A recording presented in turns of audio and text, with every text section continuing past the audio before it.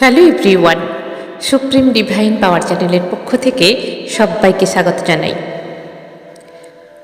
এসে গেছে শিবরাত্রি।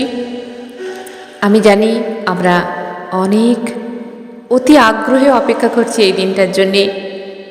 এত পজিটিভ দিন, এত পজিটিভ রাত, যেখানে আমরা খুব অল্পতেই সন্তুষ্ট করে নেব আমাদের শিবজিকে, ভোলেনাথকে, ভোলে বাবাকে, আমাদের পরম প্রিয় শ্রী শিব ঠাকুর মহাদেব, কত নামেই পরিচিত। কথায় বলে তিনি অল্পতেই সন্তুষ্ট হয়ে যান। তো আমরা সবাই জানি অল্পতেই সন্তুষ্ট হয়ে যান, কিন্তু কি এমন জিনিস যেটা বাবার ভীষণ প্রিয়, সেটা আপনারা সবাই জানেন। সেটা হলো বেলপাতা বা বিল্বপত্র। তো আমরা বেলপাতা শিব ঠাকুরকে কেন অর্পণ করি, সেটা তো আমরা যদি ভালোভাবে জেনে নিই তাহলে মন আরও খুশিতে ভরে উঠবে, তাই না? হয়তো আপনারা অনেকেই জানেন, কিন্তু অনেকেই জানেন না।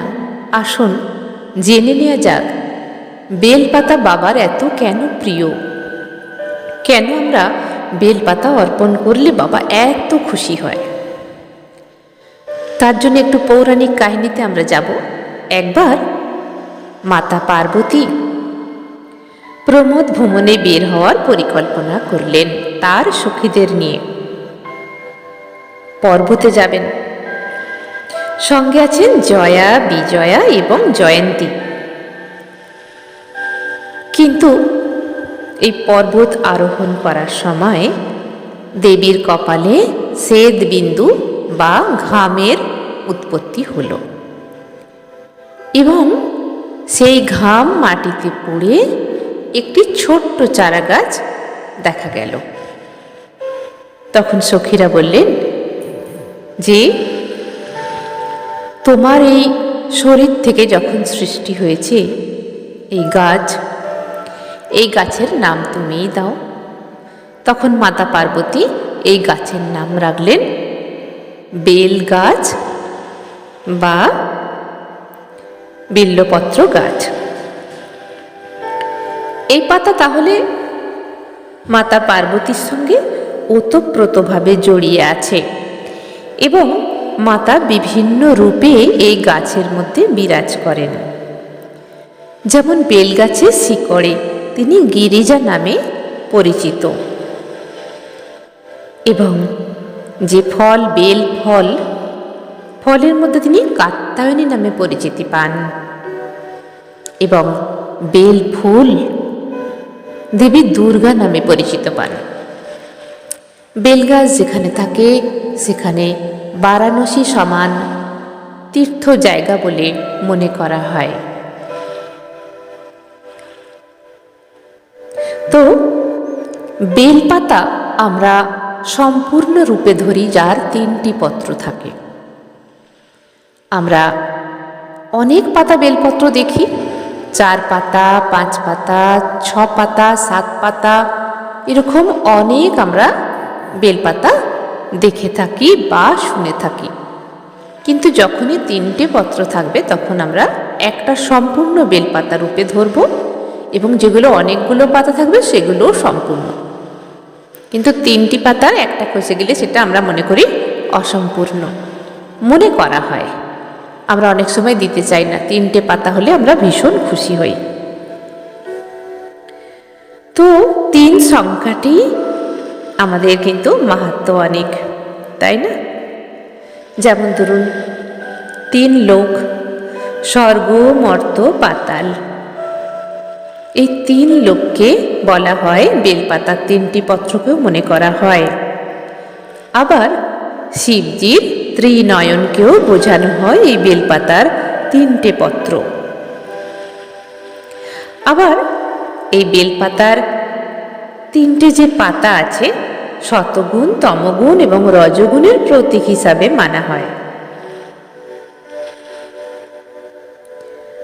আবার বেলপাতার যে 3টি পত্র, সেটা এই 3টি পত্রকে এরকমভাবেও ধরা হয় যে মাঝখানের যে পাতাটা সেটাকে শিব হিসাবে এবং বাম দিকের পাতাকে ব্রহ্মা হিসাবে এবং ডান দিকের পাতাকে বিষ্ণু হিসাবে মনে করা হয়।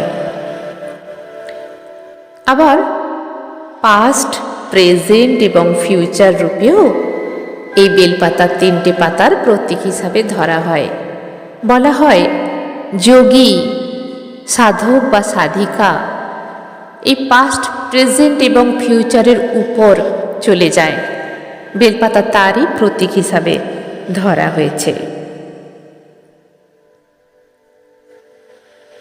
বলা হয় যখন ভোলানাথকে এই বেলপাতা অর্পণ করা হয় তখন নিজের 3 গুণ, 3 লোক এবং সব দেবতাকে অর্পণ করা হয় মহাদেবের কাছে, বা মাতা পার্বতীকেও অর্পণ করা হয়। কারণ বাবার প্রিয় হলো মাতা পার্বতী। মাতা পার্বতীকেও আমরা এই বেলপাতার সঙ্গে অর্পণ করে থাকি বলে মনে করা হয়। আবার সৃষ্টি, স্থিতি, লয় বেল গাছটাকেই বোঝায়। তো বুঝতে পারছেন বেলপাতার কত মাহাত্ম্য, একটা বেলপাতার মধ্যেই আছে কত কি। আমরা সেই জন্যে আমাদের ভোলে বাবাকে, আমাদের মহাদেবকে, শিবজিকে, শিব ঠাকুরকে আমরা বেলপাতা দিলে কেন তিনি অত সন্তুষ্ট হন। শুধু শিবরাত্রিতে নয়, যখনই পুজো করবেন একটা বেলপাতা দেওয়ার চেষ্টা করুন। তবে আমি জানি সবসময় বেলপাতা পাওয়া যায় না, কখনো পাতা ঝরে যায়, কখনো পাতা ভেঙে যায়। তো গোটা বেলপাতা যখন পাবেন তখন বাবার মাথায় দিয়ে ভালো করে পুজো করুন। এই একটা বেলপাতাতেই তিনি সন্তুষ্ট। সঙ্গে যদি থাকে একটু গঙ্গা জল, একটা বাতাসা, তিনি এতেই সন্তুষ্ট হয়ে যান। শিব পূজা করুন শিবরাত্রিতে এবং অন্য যে কোনো দিন। এই শিবরাত্রিতে বাবাকে সন্তুষ্ট করে নিন, কারণ শিবরাত্রিতে এই দিনের বাবার মাহাত্ম্য অনেক। তিনি যেমনি অল্পতে সন্তুষ্ট হন, এই দিনে তিনি আরও অল্পতে সন্তুষ্ট হন। শুধু ভক্তি ভরে তাকে ডাকুন এবং বেলপাতা অর্পণ করুন। এর সঙ্গে আপনারা ফুল যা মনে আসে তাই আপনারা অর্পণ করতে পারেন। বাবাকে দেওয়ার মতো অনেক কিছু আছে, সাদা ফুল, ফুলের মালা, ফল, ভোগ, আতপ চাল, যে কোনো জিনিস আপনারা দিতে পারেন। কিন্তু বেলপাতার মাহাত্ম্য এখানে অনেক। আজকের ভিডিওটা শুধু বেলপাতা কেন অর্পণ করব সেই নিয়েই আজকের আমার ভিডিও। আজকের মতো এখানেই শেষ করলাম। সবাই খুব ভালো থাকবেন, আনন্দে থাকবেন এবং ভালোভাবে শিব পূজা করুন। ভালো থাকুন। ধন্যবাদ।